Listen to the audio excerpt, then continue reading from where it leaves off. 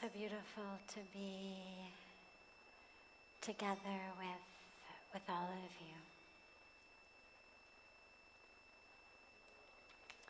We'll start as usual with one of our questions that comes in from our online family all over the world who join in through this beautiful gift of technology. And then we'll open it up to any questions that anyone here has. There's a microphone right here, so just feel free to come up, share your name, and share your question.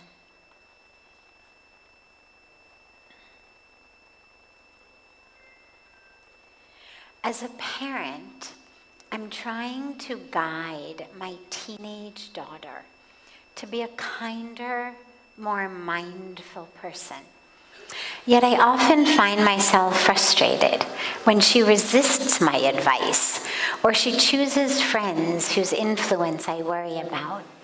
How can I be a supportive guide without imposing my views or creating distance between us? This is asked from Rajesh from Mumbai. Teenage years are really difficult for everybody involved. It's difficult for teenagers. Being a teenager is difficult. It's difficult parenting a teenager. You've had 12, 13, 14 years of raising someone who you feel like you know them. I mean, aside from the fact that they emerged out of you, you feel like you know them. And then suddenly, it's like they become a completely different person. That kindness, that mindfulness, all of the virtues that we raise our kids with, suddenly, typically as teenagers, sometimes early teenagers, sometimes later teenagers, it seems like what has happened to them. And it's really important to realize that that's kind of part of the package of being a teenager, and it's actually okay. If they've got a foundation of what we call sanskaras, values, ethics, those deep impressions upon our psyche, they'll come back. But it's actually really important and beneficial that they do a little bit of rebelling in those years, because then they're choosing values and ethics from a place of conscious choice rather than from a place of having been forced into them. What you don't want is youth who abide by what we've taught them just because we've scared them into it or shamed them into it or, bargained them into it. Like, if you don't do that, God's going to punish you. If you do it, you'll get good things. It's a bargain. I'll act nicely, then I'll get good things. I act badly, I'll have bad things happen. That's not the foundation from which our values, our ethics should come. It's superficial level, like jailhouse behavior modification. It's not the highest goal for our children or our society. We don't want people to make what we would consider ethical or moral or spiritual, dharmic decisions because they're afraid of the consequences if they don't, or because they're looking to, get something from God. It's how you get your kids to clean up your room when they're little, because, Santa's coming, and if you don't clean up your room, Santa's not going to give you gifts. And it's, a kind of kosher, kind of not so kosher bargaining technique we use with little kids. But it's not for mature beings. We should not be doing the right thing because we're afraid of the consequences. or because we're looking to get, good karma. We should do the right thing because it's who we are, because it's the most natural way of being. And in a lot of cases, you only discover who you are by discovering who you're not. And so when kids go through a rebellious stage, I always tell parents, don't worry. It's okay. They're going to come back. If that foundation is strong, they will come back. They're just testing out different identities. Oh, what's it like to be one of these types of kids? What's it like to do that? What's it like to do this? What's it like to do that? There's a great story I love of a parent, a mother who brings her little boy to see Mahatma Gandhi. And I think it's a true story. If not, it's similar enough to true stories that I've heard it from a variety of places. And she says to Gandhiji, Bapu, please tell my son to stop eating so much sugar, that it's really bad for him. And Gandhiji says, sure. He says, but come back next week.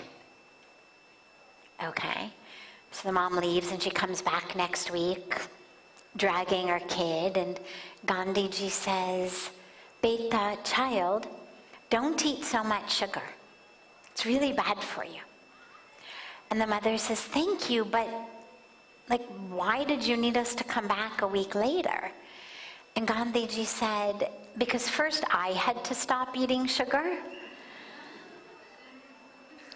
and only then could I legitimately tell your kid to stop eating sugar. He said, last week I was still eating sugar.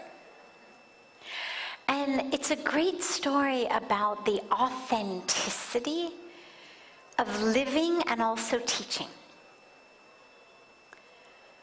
He could have very easily, early, the week before, said, stop eating sugar. He knew intellectually it's wrong.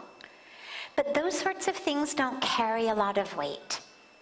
We've all heard things and learned things in our lives from a variety of different teachers that just don't carry much weight because it doesn't seem like the person who's giving the teaching is really someone who you are looking to emulate. It doesn't seem like that person is authentic and deep. So they're teaching you something, but they're not really inspiring you to follow it. And then there's teachers who you want to do whatever they say because it's coming from such an authentic place. And when we're teenagers, I think it's the time for us to really figure out, what is my authenticity?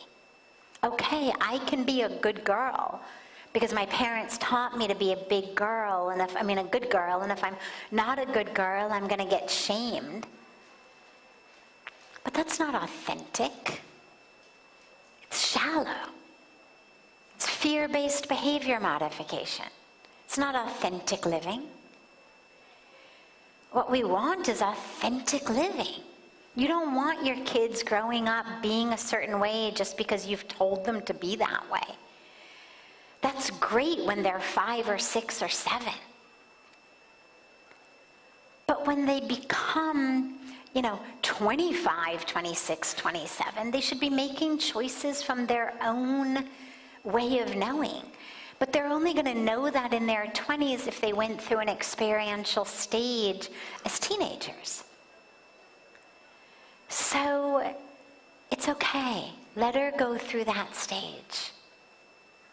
The only job for parents, number 1, make sure they know you love them no matter what. No matter what, whatever sort of rebellious phase they're going through, that there is nothing they can do to make you love them any less. Because these are the years in which they are pushing boundaries.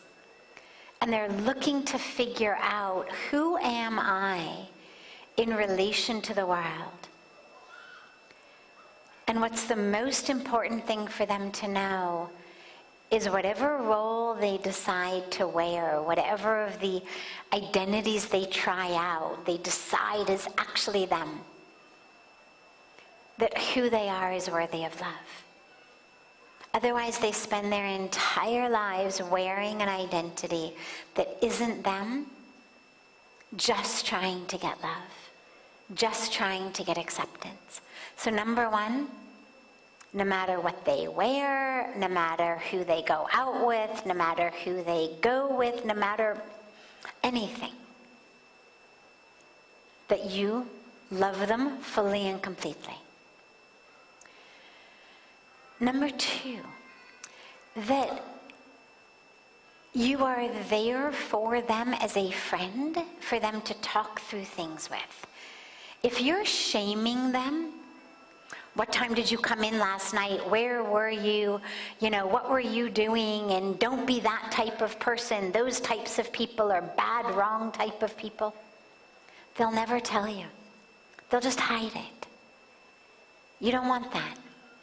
You want to be the person that your teenagers can come and say, Mom, Dad, you know, I was at this party last night and here's what people were doing and it really made me uncomfortable, and like I didn't want to do that, and I didn't know what to do, and you want them to come and have conversations with you like that. Those are the open doors through which you can guide them. But if they're too afraid of the consequences to even tell you that they were at a party because you forbade them from going to parties, and so they have to lie and tell you they were on some like study date at a friend's house, then you'll never have the benefit of really guiding them. So up until their teenage years, yeah, be strict, lots of boundaries, lots of rules. You're creating their sanskaras, their values, their ethics. But once they become a teenager, shift more into friend mode. Still boundaries, still rules, curfews, rules, all of that. But let up on it a little bit. You don't want them having to lie to you, which they will do. It's much better if they can actually be honest with you. So, yeah, I'll tell you a personal story about this. Many, many years ago, probably 25 years ago, in Pittsburgh, where Pujya Swamiji founded the world's first Hindu Jain temple. In the very early years when I first started going, Pujya Swamiji's been there since the early 1980s. We just celebrated the 40th anniversary of the temple. But when I first started going, I was, 26, 27. And there was a young woman, a daughter of very, very close devotees, pillars of the temple community, who was a teenager. And she was being a proper rebellious teenager. And our parents had no idea what to do. She was going out with the wrong sorts. She was drinking and using drugs and the whole thing.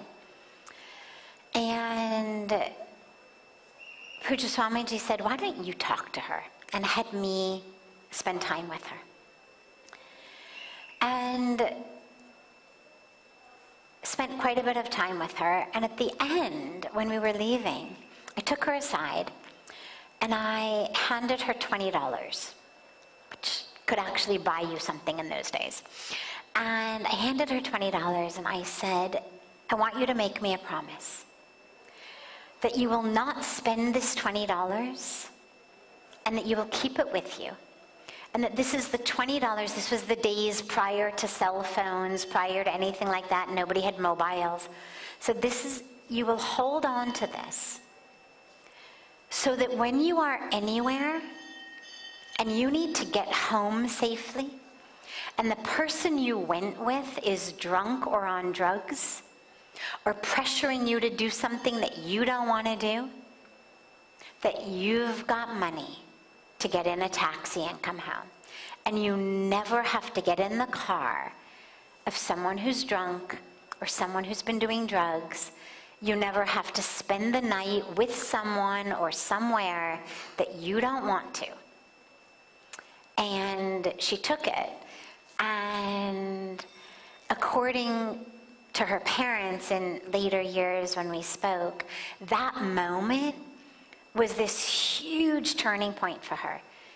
Because her parents were very, very staunch religious people, like pillars of the community.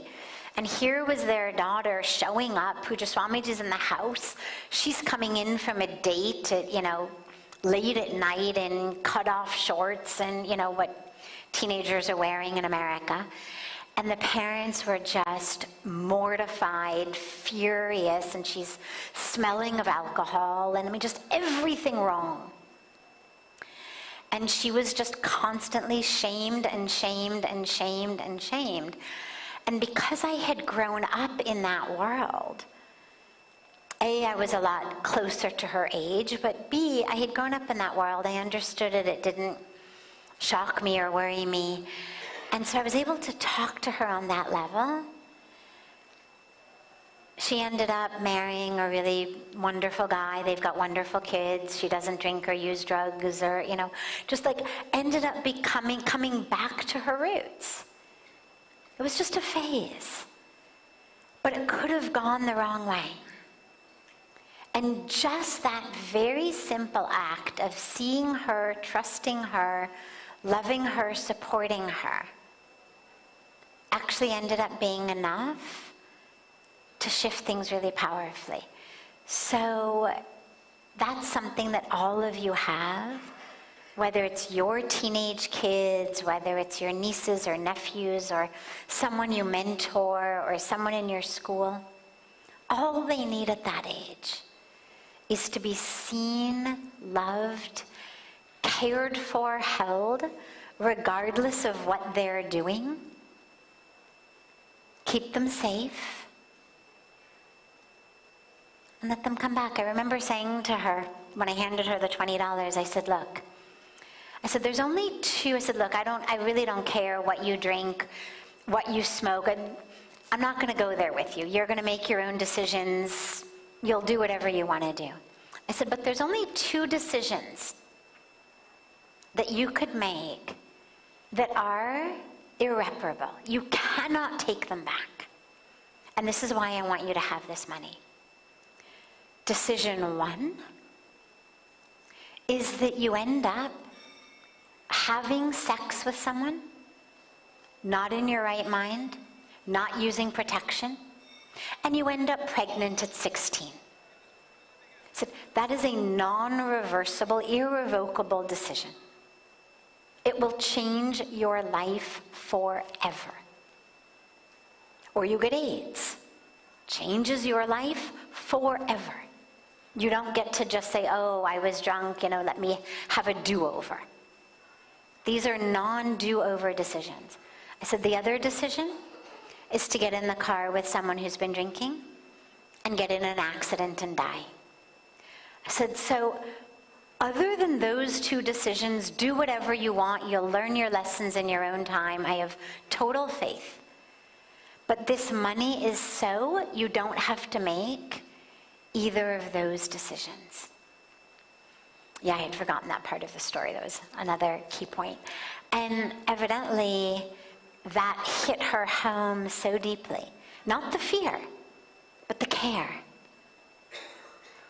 So,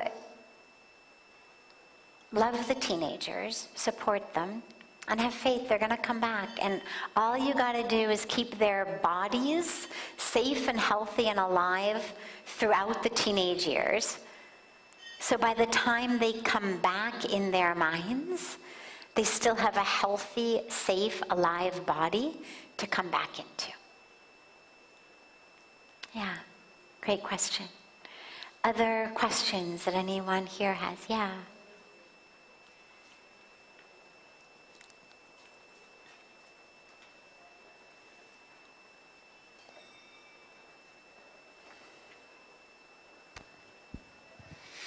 Thank you so much.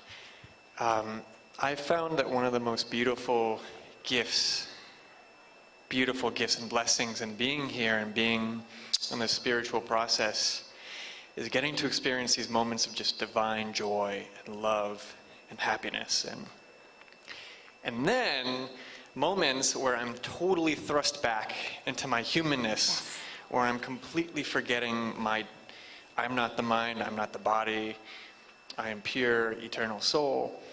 And in these moments where it's like a switch is flipped and there's a lack of almost motivation or desire or inspiration or whatever you want to call it to reconnect with that true nature. So my question is, during those moments, what is that separation? What are those feelings, and what can we do to practice that constant reconnection to truth? Yeah, it's ego, it's human mind, it's patterning, it's desires. We use words like vasanas or Maya, but these are just words that label a phenomenon that exists regardless of what words you use for them. We speak about the nature of the mind in terms of the afflictions of the mind, and there's many, many different afflictions of the mind, and different philosophical schools have different lists of the afflictions of the mind. I won't go into all of the lists here, but they all tend to converge around issues of ego, false self, grabbing, what we call rag or dvesh, desires and aversions. A monkey-mindedness, just that inability to even find any stillness. So it's the nature of the mind.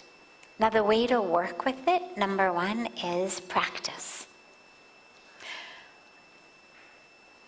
I always say, for me, the mind is a muscle. I realize that biochemically it isn't, that the actual brain tissue is nothing like muscle tissue, but it functions like a muscle. Whatever you do, you build that muscle. It becomes easier and easier, and you become that's more like what you do.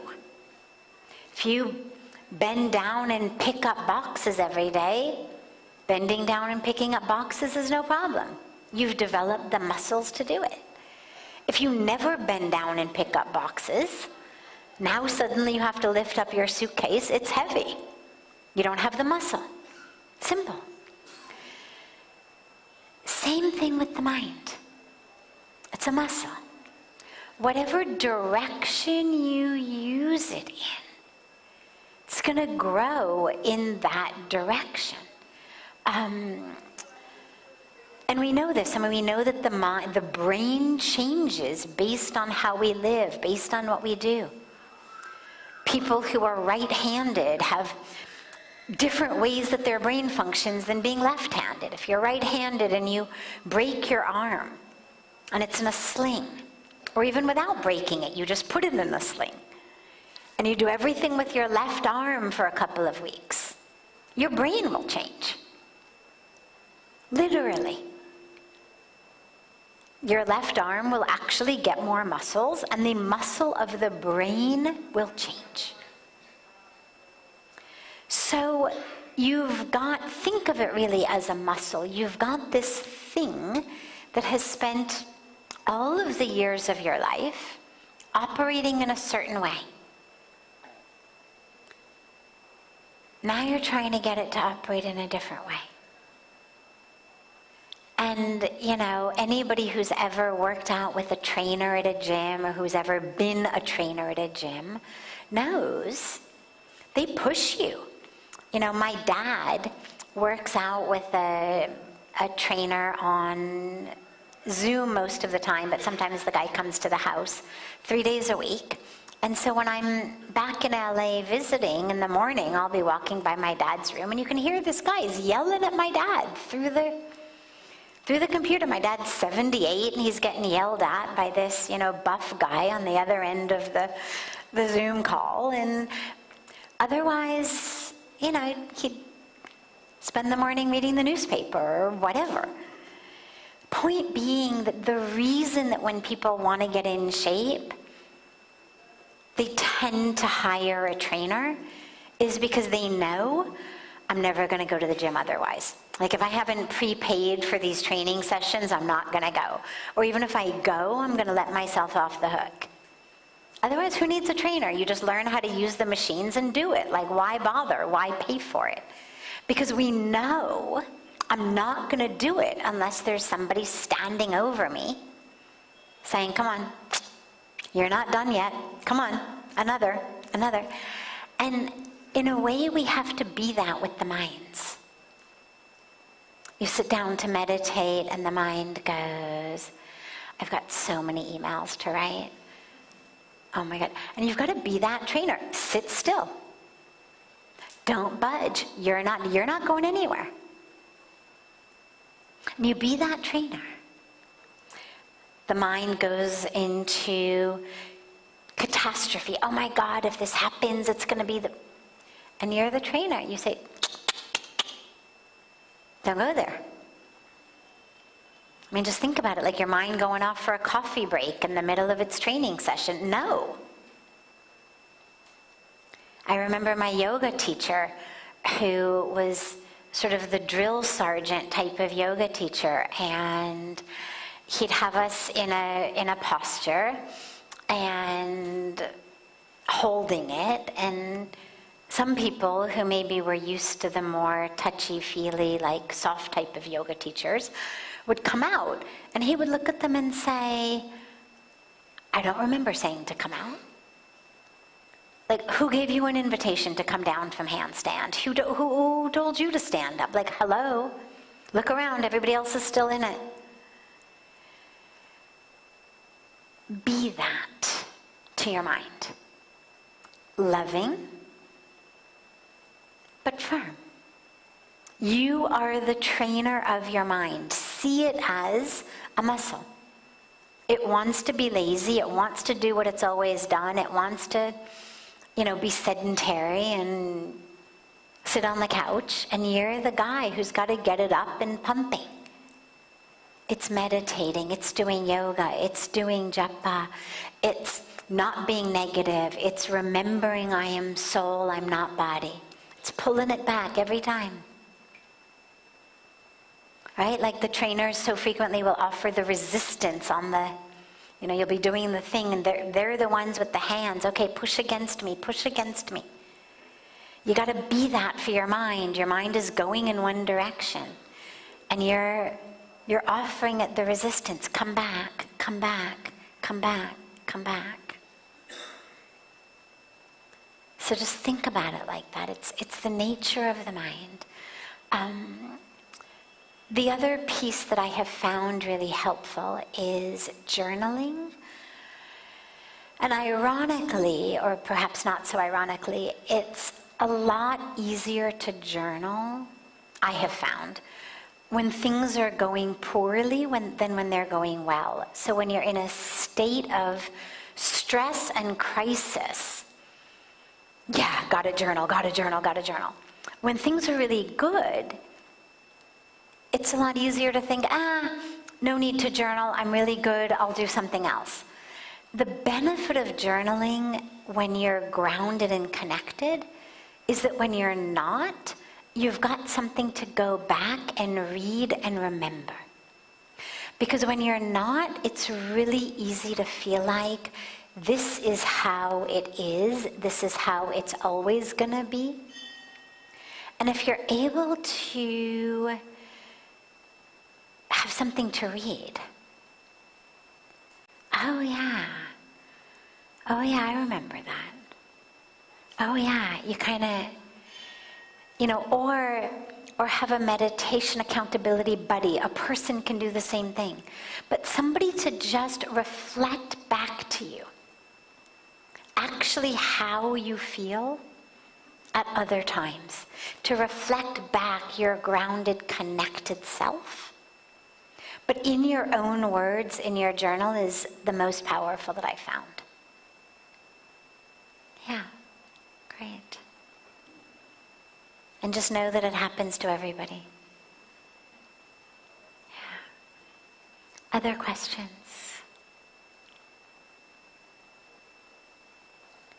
Yeah, any question anyone has? Maybe. Yes, please.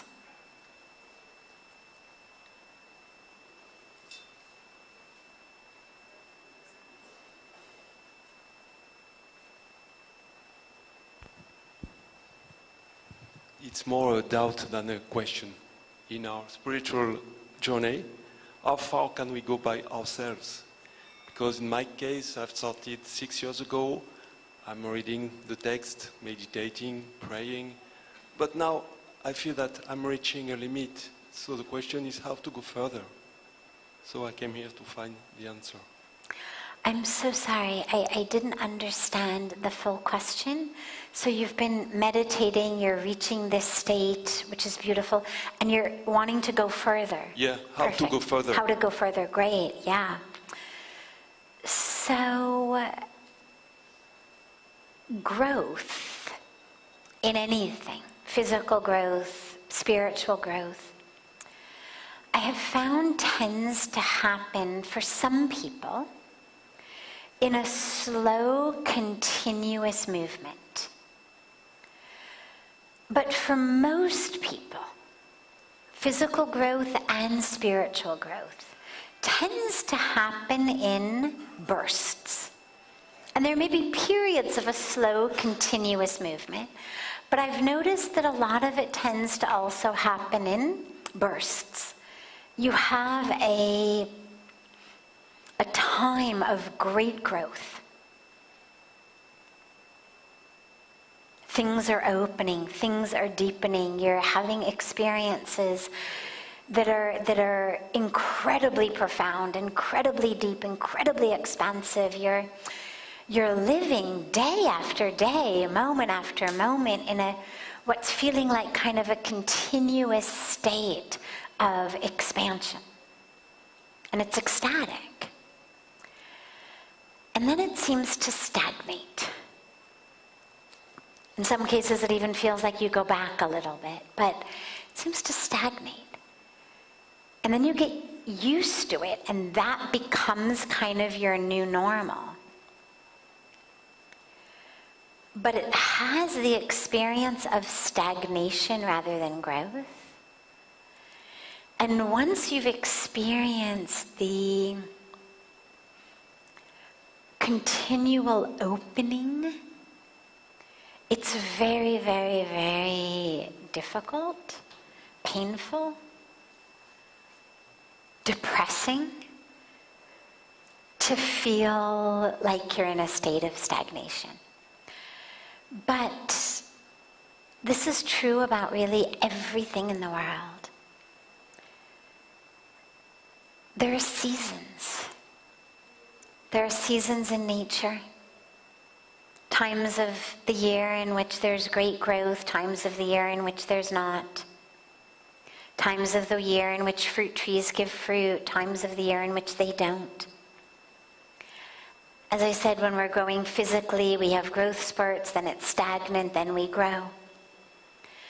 And I think what's important spiritually is in those periods of stagnation, I take them as times to really focus on a practice of compassion and surrender. Because it's so easy to feel disappointed. It's easy to look around for reasons why, to blame. I've got the wrong mantra, I've got the wrong guru, I'm in the wrong spiritual community, I'm going to the wrong temple or church or whatever it may be. It's so easy to feel like I'm never going to have that experience of growth again. And these are really times, I think, where our call is compassion for the self and total surrender to God.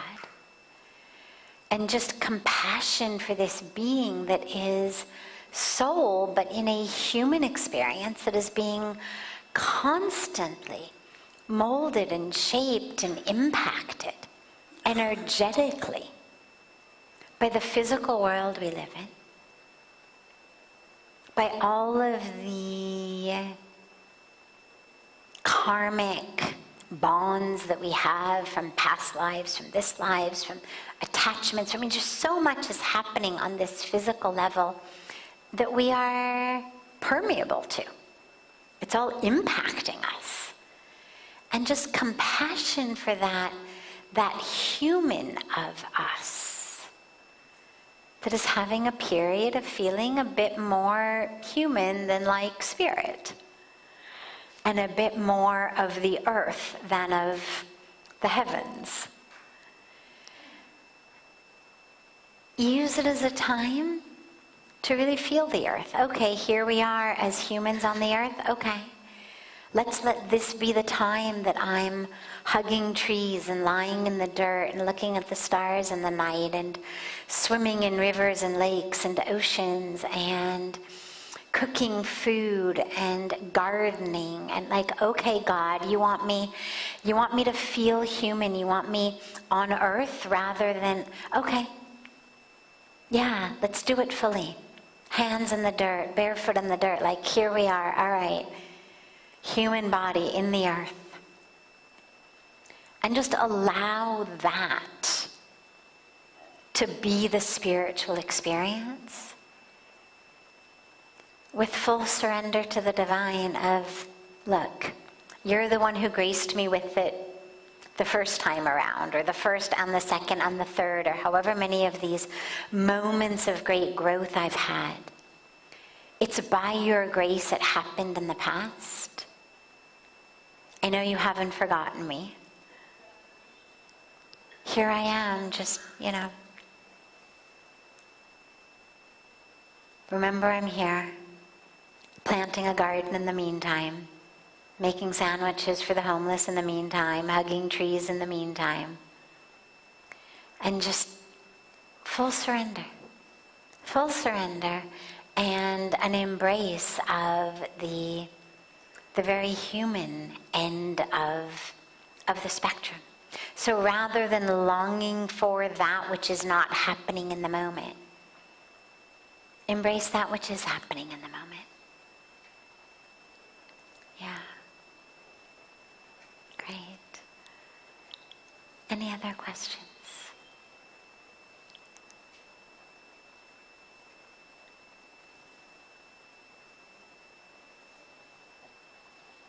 Yes, come.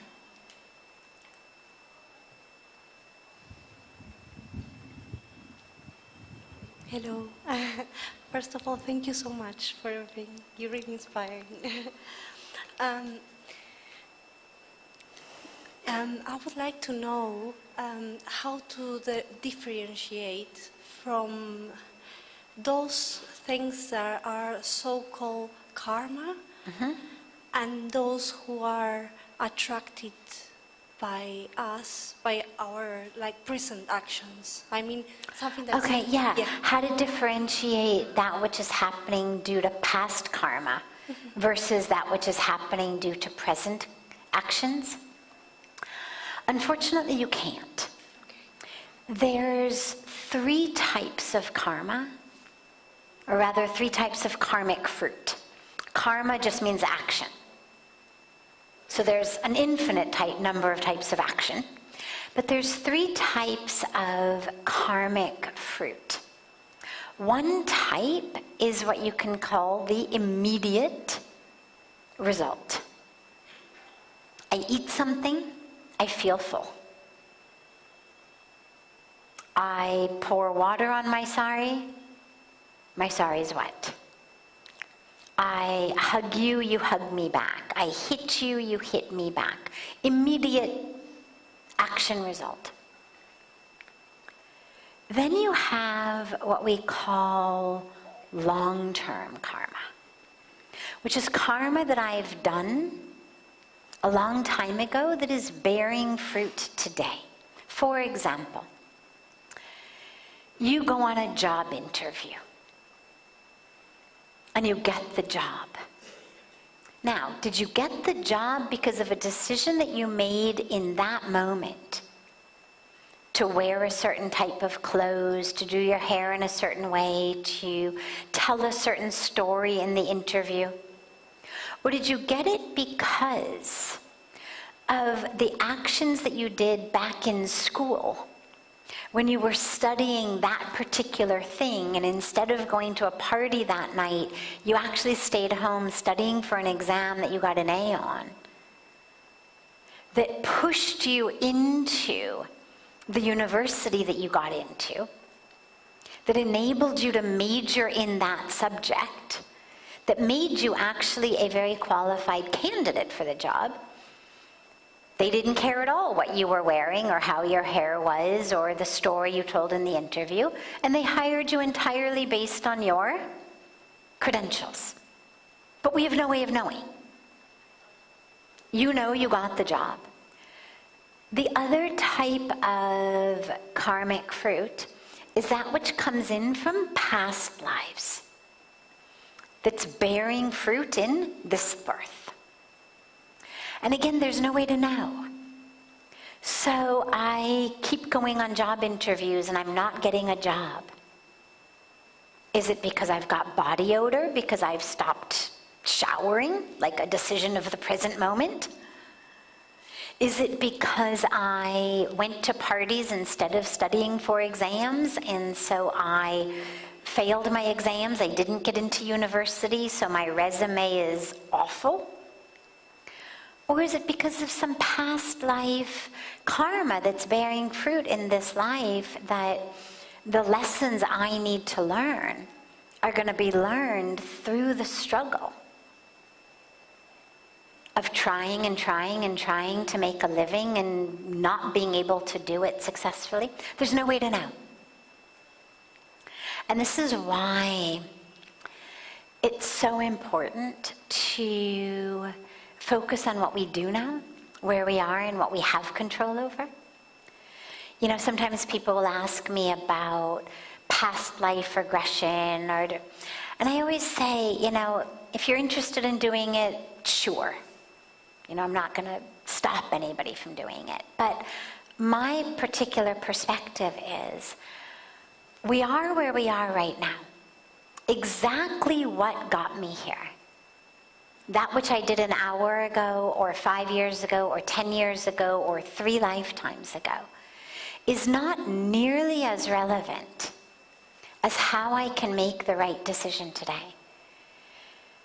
Because you cannot rewind history. An hour ago, 10 years ago, 2 lifetimes ago. In all of those cases, you can't undo it, you can't change it. The arrow has gone from the bow. It's all literally history. The repercussions will come as they come. All that matters now is what you do with the situations you have. And so on a personal level, it's always felt much, much wiser to focus on understanding how to refine my mind, refine my decision-making capacity, refine my intuition in such a way that I can make courageous, clear, anchored, grounded, connected decisions in this moment, rather than getting a narrative for why I am where I am. Yeah, so unfortunately, that which arises in life doesn't come with a tag. It's not like, you know, red for your immediate karma, and blue if it was earlier this lifetime, and green if it was past lifetimes. You don't know. But what you do know is here you are right now. And what are you going to do right here, right now? Thanks a lot. Yeah. Thank you. Wonderful. Have a beautiful Beautiful rest of your evenings, everyone. If we didn't have a chance to take your question tonight, we will take it tomorrow. Kal aapki question se shuru kar sakte hain. And I look so forward to seeing you all again tomorrow. And do be sure, of course, during the day to take advantage of all of the beautiful offerings that we have here, the yoga, the meditation, the philosophy classes, all of that which is going on, our morning sacred fire ceremonies, the art, everything that we're offering, to really fill your days with as much as you can get. And I look so forward to seeing you again tomorrow. And so much love to you all.